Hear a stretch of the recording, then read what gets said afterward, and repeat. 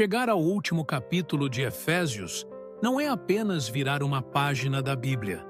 É chegar ao fim de uma caminhada espiritual profunda. Ao longo desta carta, Paulo nos conduziu passo a passo desde a eternidade até o chão da vida diária. Ele nos mostrou quem somos em Cristo, o que Deus fez por nós, como fomos reconciliados, como fomos formados como um novo povo e como essa nova vida deve se manifestar no mundo. Agora, em Efésios capítulo 6, Paulo faz algo muito importante. Ele nos prepara para continuar firmes depois que a carta termina. Ele nos lembra que a vida cristã não é apenas recebida, ela é vivida. Não é apenas celebrada, ela é sustentada.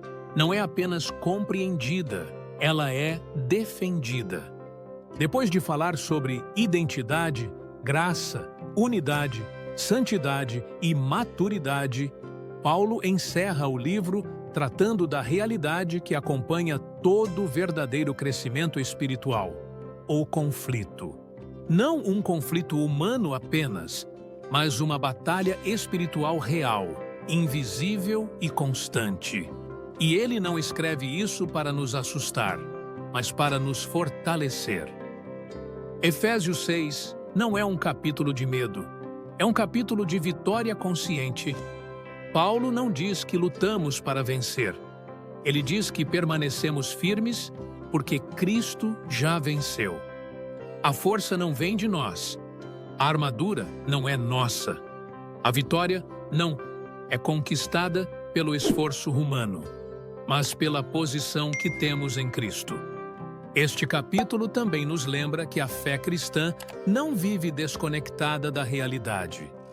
Ela se expressa nas relações familiares, no ambiente de trabalho, na forma como lidamos com autoridade, obediência, responsabilidade e caráter. Espiritualidade verdadeira não foge da vida comum. Ela transforma a vida comum. Ao chegar ao final desta carta, Paulo não nos deixa com discursos elevados apenas. Ele nos entrega ferramentas. Ele nos chama à vigilância. Ele nos convida à oração constante. Ele nos lembra que não caminhamos sozinhos, mas como parte de um corpo sustentado pela graça. Se essa mensagem já começou a falar com você, clique em Gostei agora. Isso ajuda este vídeo a alcançar mais pessoas que também precisam ouvir a palavra de Deus. Efésios capítulo 6 é, ao mesmo tempo, despedida e envio. É encerramento e começo. É o apóstolo dizendo: vocês sabem quem são, sabem o que receberam. Agora permaneçam firmes, fortes no Senhor, vestidos da armadura de Deus, sustentados pela oração, guardados pela graça. À medida que chegamos ao final desta carta, Paulo nos conduz ao ponto decisivo de toda a caminhada. Depois de revelar quem somos em Cristo e como devemos viver, ele nos chama a permanecer firmes na fé, conscientes da batalha espiritual que nos cerca. O que vamos ouvir a seguir não é apenas um encerramento, mas um chamado à vigilância, à resistência espiritual e à dependência total de Deus no dia a dia. Ouçamos então, com atenção, as palavras de Efésios capítulo 6.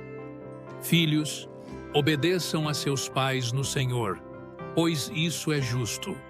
Honra teu pai e tua mãe, que é o primeiro mandamento com promessa, para que tudo te corra bem e tenhas longa vida sobre a terra. Pais, não provoquem seus filhos à ira, mas criem-nos na disciplina e na instrução do Senhor.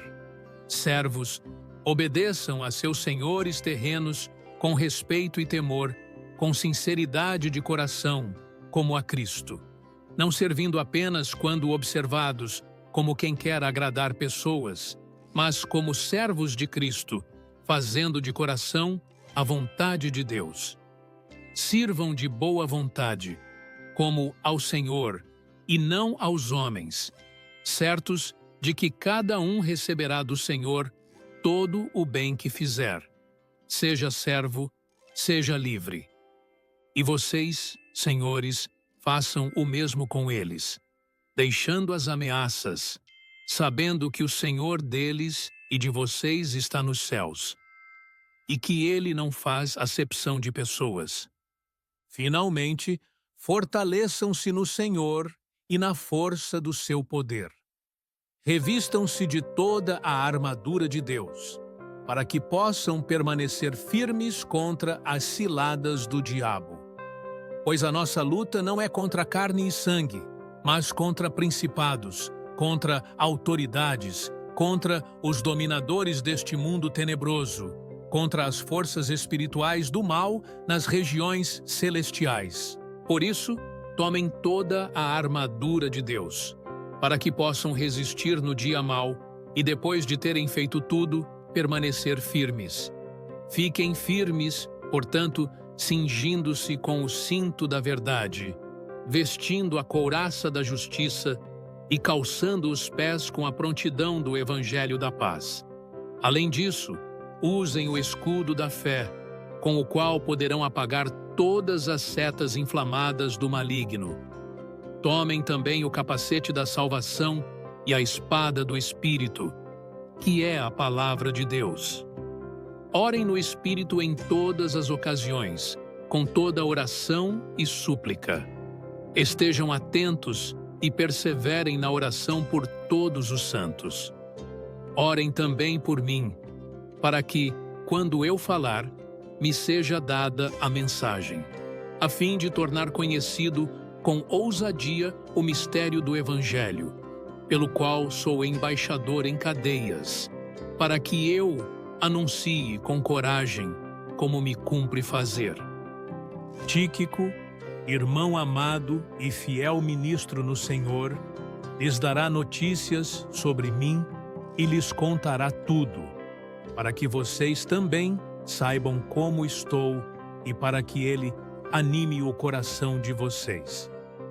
Eu o envio a vocês exatamente com este propósito, para que saibam como estamos e para que ele console o coração de vocês. Paz seja com os irmãos e amor com fé, da parte de Deus Pai e do Senhor Jesus Cristo. A graça seja com todos os que amam sinceramente a nosso Senhor Jesus Cristo. A carta chega agora a um ponto decisivo. Depois de falar sobre identidade, unidade, maturidade e vida no Espírito, Paulo desce ao chão da vida diária. Ele mostra que a fé cristã não se prova apenas no culto, na oração ou no conhecimento bíblico, mas nas relações mais comuns e repetidas do dia a dia. Paulo começa falando sobre filhos e pais. Ele diz que os filhos devem obedecer aos pais no Senhor, porque isso é justo. Em seguida, cita o mandamento com promessa: honrar pai e mãe. Aqui, Paulo conecta espiritualidade com estrutura familiar. Obediência e honra não são apenas valores culturais. São expressões práticas de uma fé que reconhece autoridade e aprende limites. Mas Paulo não se dirige apenas aos filhos. Ele fala diretamente aos pais, advertindo que não provoquem seus filhos à ira, mas que os criem na disciplina e na instrução do Senhor. Isso é profundo.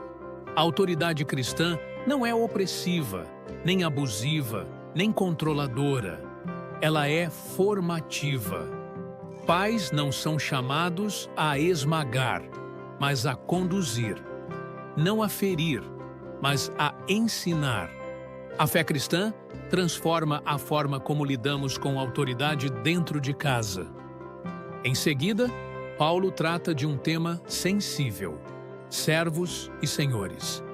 No contexto da época, isso se refere às relações de trabalho marcadas pela desigualdade social. Paulo não legitima abusos, mas planta princípios que subvertem o sistema por dentro. Ele afirma que o serviço deve ser feito com sinceridade de coração, como para Cristo, e não apenas para agradar pessoas. Aqui está uma chave importante. Paulo eleva o trabalho comum ao nível espiritual. Ele diz que o cristão trabalha diante de Deus, não apenas diante de homens. Isso muda tudo. O local de trabalho se torna um espaço de testemunho. A rotina se torna campo espiritual. O serviço deixa de ser apenas obrigação e passa a ser expressão de fé. Mas Paulo também confronta quem está em posição de autoridade. Ele diz aos senhores que tratem os servos da mesma forma, sem ameaças, lembrando que todos têm o mesmo Senhor no céu e que Deus não faz acepção de pessoas. Em outras palavras, diante de Deus não existem hierarquias espirituais. Não há cristãos superiores e inferiores. Todos respondem ao mesmo Senhor. O que Paulo está ensinando aqui é que a fé cristã reorganiza completamente a forma como vivemos nossas relações. Família, trabalho, autoridade e submissão passam a ser vividos sob o senhorio de Cristo. Não é apenas sobre comportamento externo, mas sobre consciência espiritual. Vivemos sabendo que Cristo observa, sustenta e julga com justiça. Efésios 6 nos lembra que não existe vida cristã dividida entre sagrado e secular. Tudo é vivido diante de Deus. A forma como obedecemos, lideramos, trabalhamos e tratamos pessoas revela se o Evangelho realmente desceu do intelecto para o coração. Essa parte do capítulo nos confronta com uma pergunta simples e profunda. Se ninguém estivesse nos observando, exceto Deus, a forma como vivemos o cotidiano ainda refletiria Cristo. Escreva nos comentários qual parte deste capítulo mais falou com você até aqui. Eu leio os comentários e isso me ajuda a caminhar com você neste estudo. Paulo agora revela algo que muda completamente a forma como entendemos a vida cristã. Ele afirma que a nossa luta não é contra pessoas, nem contra carne e sangue. O conflito real acontece em uma dimensão espiritual, invisível aos olhos, mas ativa e presente no cotidiano. Isso corrige um erro comum. Muitas vezes, gastamos energia lutando contra circunstâncias, relacionamentos, sistemas ou indivíduos, quando, na verdade, existe uma batalha espiritual por trás de tudo isso. Paulo não nega a existência de problemas humanos, mas revela que eles não são a raiz última do conflito.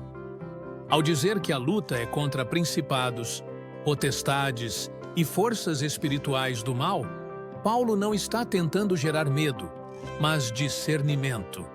Ele quer que a igreja pare de lutar do jeito errado. O cristão que não entende a natureza da batalha acaba se cansando, se frustrando ou se tornando agressivo com as pessoas erradas. Essa revelação também traz responsabilidade. Se existe um conflito espiritual real, não existe neutralidade. A vida cristã não é um passeio espiritual, nem uma experiência confortável o tempo todo. É uma caminhada que exige vigilância, sobriedade e consciência. Mas é importante perceber que Paulo não apresenta essa batalha como algo desequilibrado. Ele não diz que estamos lutando para vencer, mas que precisamos permanecer firmes. A vitória não depende da nossa força, mas daquilo que Deus já providenciou. A ênfase não está em atacar, mas em resistir. Não em avançar por esforço próprio, mas em não recuar. Essa parte do texto nos chama a maturidade espiritual. Ela nos ensina a parar de personalizar conflitos, a não transformar pessoas em inimigos e a reconhecer que o verdadeiro confronto acontece no campo espiritual. Quando essa consciência se estabelece, a forma de viver, reagir e orar muda completamente. Paulo está preparando o terreno para mostrar como Deus nos equipa para essa realidade. Ele não expõe a batalha para nos deixar vulneráveis, mas para nos conduzir à provisão divina que sustenta o crente em meio às pressões da vida. Diante dessa realidade espiritual, Paulo apresenta a provisão de Deus para que o cristão permaneça firme. Ele não fala de técnicas humanas, nem de estratégias emocionais, mas da armadura de Deus. Isso é fundamental. A armadura não é algo que construímos, é algo que recebemos. Ela pertence a Deus e é disponibilizada ao seu povo. Paulo começa afirmando que devemos nos fortalecer no Senhor e na força do seu poder. Antes de qualquer peça da armadura, existe uma fonte. A força não vem do esforço pessoal, da disciplina isolada ou da experiência acumulada. Vem da união com Cristo. A armadura só faz sentido para quem está conectado ao Senhor. Em seguida, Paulo descreve cada elemento dessa armadura, usando imagens conhecidas do mundo romano, mas carregadas de significado espiritual. O cinturão da verdade sustenta todo o restante. Sem verdade, tudo desmorona. A verdade aqui não é apenas informação correta, mas uma vida alinhada com aquilo que Deus revelou. Uma fé sem verdade se torna instável e vulnerável. A couraça da justiça protege o coração. Não se trata de justiça própria, mas da justiça que recebemos em Cristo e que se expressa em uma vida íntegra. Quando a consciência está guardada, as acusações perdem força. Os calçados do Evangelho da Paz mostram que o cristão não apenas resiste, mas caminha.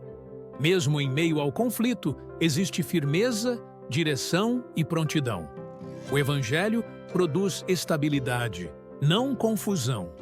O escudo da fé aparece como defesa contra os ataques mais sutis. Dúvidas, acusações e mentiras são apagadas quando a fé está ativa. A fé aqui não é otimismo, mas confiança contínua no caráter de Deus. O capacete da salvação protege a mente. Pensamentos desordenados, medo e insegurança são confrontados pela certeza da salvação. Uma mente protegida sustenta um coração firme. A espada do Espírito é a única arma ofensiva e ela é a palavra de Deus. Não é usada de forma aleatória, mas aplicada com discernimento, guiada pelo Espírito. A palavra não apenas responde ao erro, mas corta a mentira na raiz. Paulo não está descrevendo uma sequência ritual, mas um modo de viver. A armadura não é vestida ocasionalmente. Ela representa uma postura diária, uma consciência constante de dependência de Deus. Não se trata de uma experiência mística isolada, mas de uma vida fundamentada na verdade, na fé, na justiça e na palavra. Essa parte do texto deixa claro que Deus não nos chama para enfrentar a batalha despreparados. Ele mesmo fornece tudo o que é necessário para permanecer firmes, maduros e resistentes, mesmo quando o conflito espiritual se intensifica. Depois de apresentar a armadura de Deus, Paulo faz algo muito importante. Ele não encerra o assunto ali. Ele mostra como essa armadura é ativada, sustentada e mantida em funcionamento. E a resposta é clara: pela oração. Paulo afirma que devemos orar em todo o tempo, com todo tipo de oração e súplica no Espírito. Isso significa que a batalha espiritual não é vencida apenas com conhecimento doutrinário, mas com comunhão constante com Deus. A armadura sem oração se torna apenas um conceito teológico. A oração é o fôlego da vida espiritual. Orar em todo o tempo não significa repetir palavras sem cessar, mas viver em dependência contínua. É manter o coração atento, sensível e conectado ao Senhor em todas as circunstâncias. Paulo entende que a guerra espiritual não acontece apenas em momentos extraordinários, mas no cotidiano da vida cristã. Ele também chama a atenção para a vigilância. O cristão não é chamado para viver em paranoia espiritual, mas em discernimento. Vigilância aqui significa não viver distraído, não dormir espiritualmente, não tratar com superficialidade aquilo que é sério. Uma fé descuidada se torna vulnerável. Além disso, Paulo amplia a oração para além do indivíduo. Ele pede que a igreja ore por todos os santos. A batalha espiritual nunca é apenas pessoal. Existe uma dimensão comunitária. Quando a igreja ora unida, ela se fortalece mutuamente. O enfraquecimento de um afeta todos, assim como a firmeza de um fortalece o corpo inteiro. De forma surpreendente, Paulo também pede oração por si mesmo. Mesmo sendo apóstolo, mesmo experiente, mesmo chamado por Deus, ele reconhece sua dependência da intercessão da igreja. Isso nos ensina humildade espiritual. Ninguém está acima da necessidade de oração. O pedido de Paulo não é por livramento das prisões, mas por ousadia para anunciar o Evangelho com clareza. Isso revela suas prioridades. Ele entende que a missão é maior do que o conforto pessoal. A oração, portanto, não serve apenas para proteção, mas para avanço do reino de Deus.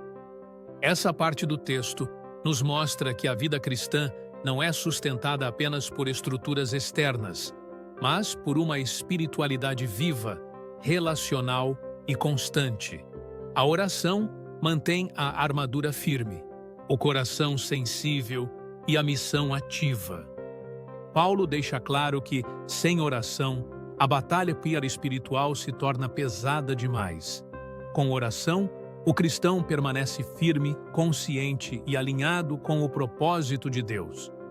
Paulo encerra a carta aproximando o leitor do seu próprio cotidiano. Ele menciona Tíquico, um cooperador fiel, responsável por levar a carta e compartilhar notícias sobre sua situação.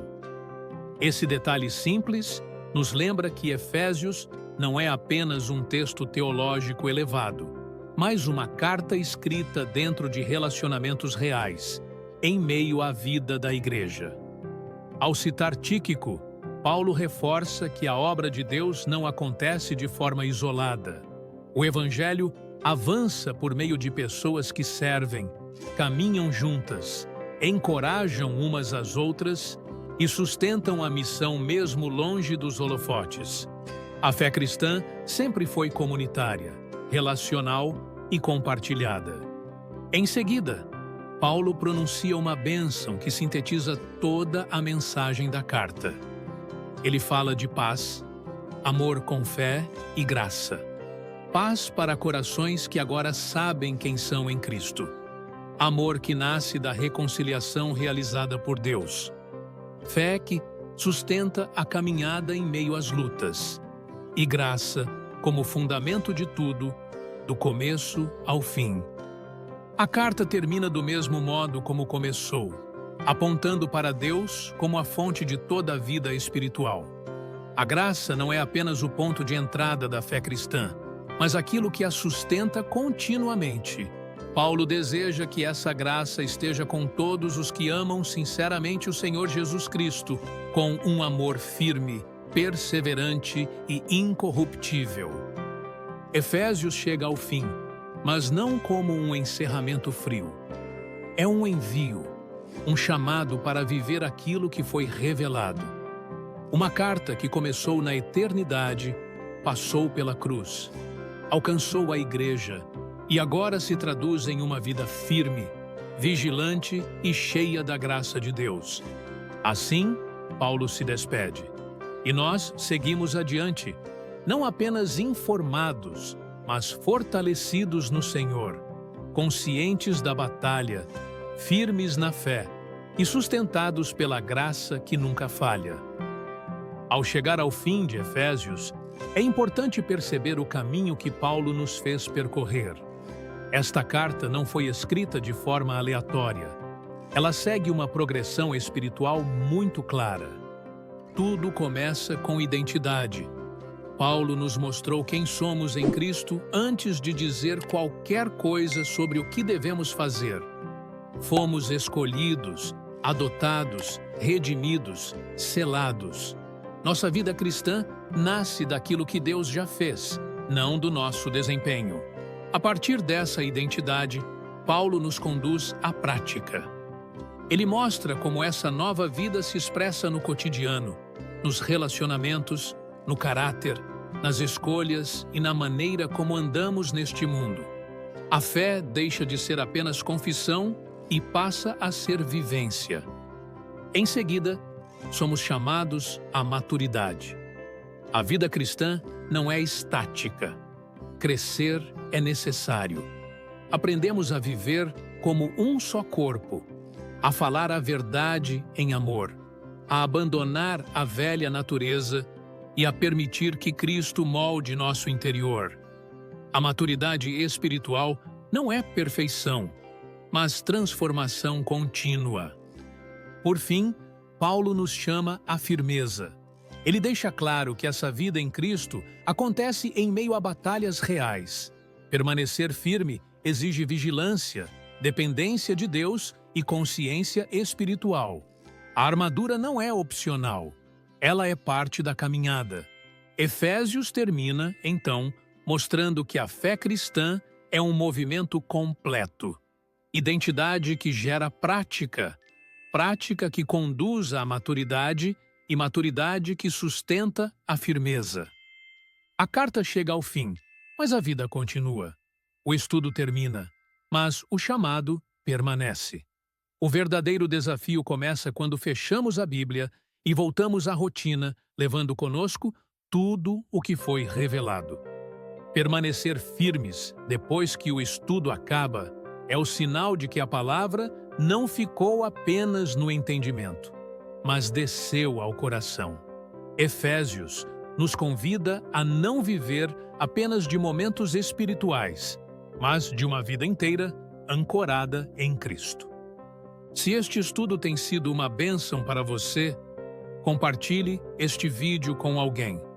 Às vezes, Deus usa um simples compartilhamento para alcançar um coração.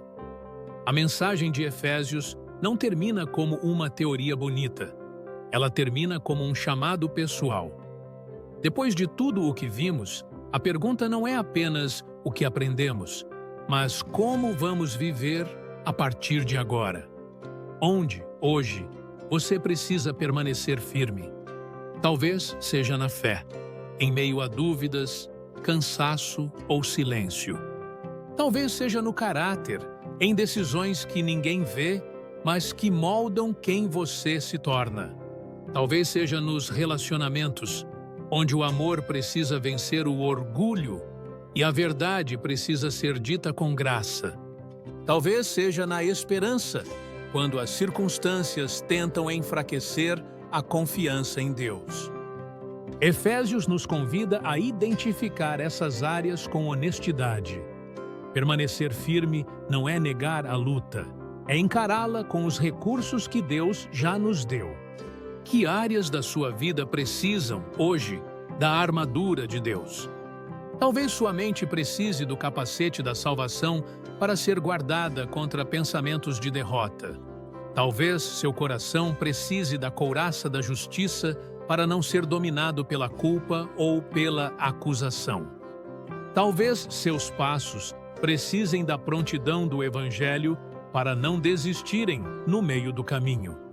Talvez sua fé precise do escudo para apagar dardos invisíveis que vêm em forma de medo, distração ou desânimo. Paulo não escreveu sobre a armadura para nos assustar, mas para nos preparar. Ele não diz se a batalha vier, mas quando. A boa notícia é que Deus não nos envia despreparados.